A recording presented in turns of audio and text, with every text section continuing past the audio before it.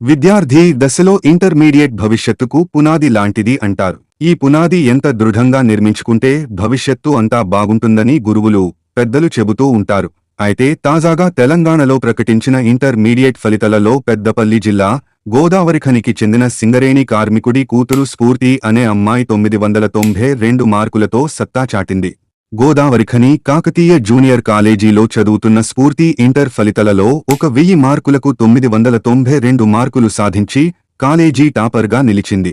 ఈ మార్కులు సాధించడంలో తన కృషితో పాటు ఉపాధ్యాయుల బోధన మరియు తల్లిదండ్రుల ప్రోత్సాహం ఎంతగానో ఉండేదని చెబుతుంది స్ఫూర్తి. నాకు వచ్చిన మార్కులు చూసి మా అమ్మ, నాన్న మరియు కుటుంబ సభ్యులు చాలా సంతోషాన్ని వ్యక్తం చేశారని, భవిష్యత్తులో ఎంసెట్ రాసి బీటెక్ చేసి ఇంజనీర్ అవుతానని చెబుతుంది స్ఫూర్తి. భవిష్యత్లో తాను అనుకున్న లక్ష్యాలను చేరుకుని అందరికీ ఆదర్శంగా ఉండాలని కోరుకుంటూ మన సింగరేణి బిడ్డకి అభినందనలు తెలియచేద్దాం.